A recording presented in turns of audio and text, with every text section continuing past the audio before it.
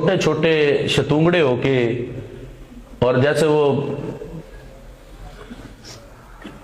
پیر طریقت رہبر شریعت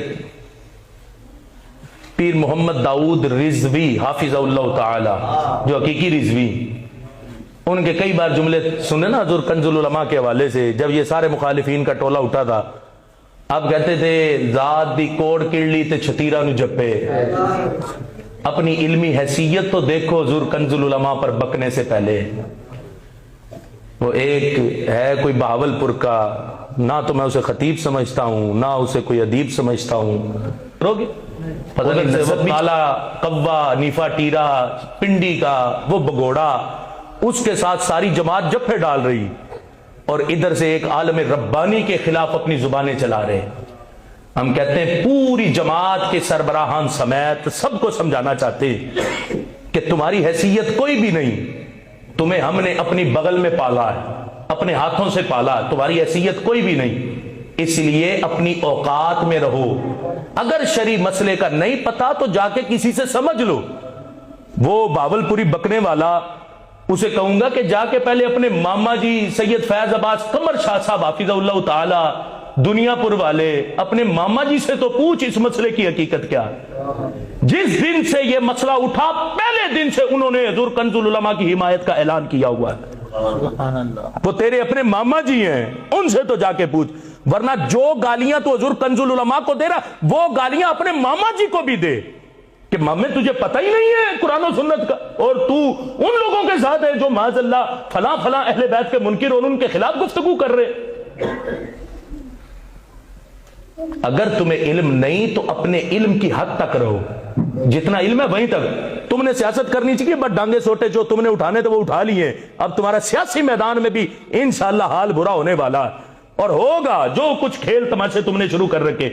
حنیف قریشی کو جپے، اور حافظ سعید کا بیٹا وہ بدبخت زمانے کا جس کو ساری دنیا جانتی ہے کہ وہ پکا وہابی ہے، اس کے بیٹے کو جپے ڈال کے ادھر اسے کہنا کہ آج تک ماں نے حافظ سعید جیسا بیٹا ہی کوئی نہیں جمع، اور ادھر سے حضور کنز العلماء کے خلاف بک بک کرنا۔ ہم تمہیں پھر سمجھانا چاہتے پوری جماعت کو اپنی اوقات و حیثیت میں رہو، ورنہ تم سے بڑے بڑے سور میں ہم نے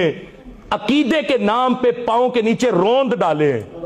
اللہ کا فضل ہے، لیکن ہم کسی کو خاطر میں نہیں لائے۔ بڑے بڑے نام، بڑی بڑی گدیاں تھی، ہم نے کسی کو خاطر میں نہیں لائے۔ اللہ کے فضل سے ساروں کا عقیدہ اہل سنت کے تحفظ کے لیے سینہ تان کے مقابلہ کیا۔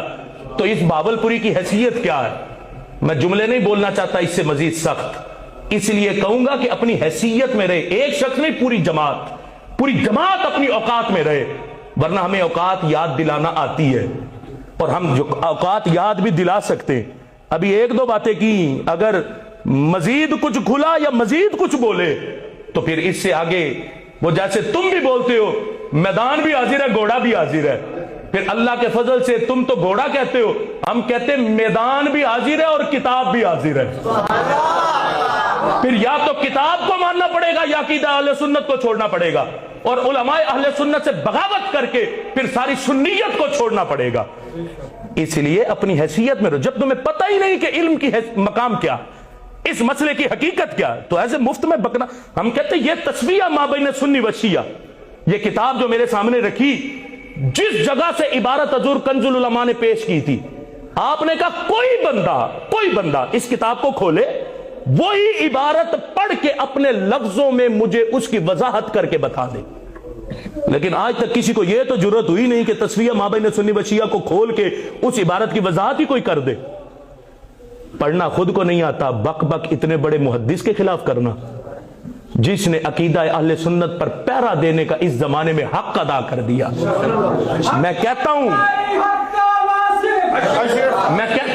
حضور کنز العلماء نے اس زمانے میں جو کردار ادا کیا، جملے بولنے لگا ہوں توجہ سے سننا،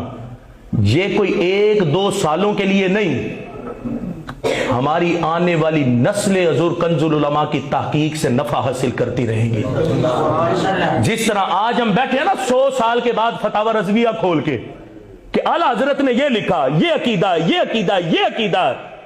اسی طرح 100 سال کے بعد ہماری آنے والی نسلیں حضور کنز العلماء کی تحقیقات کو کھول کے بیٹھی ہوں گی۔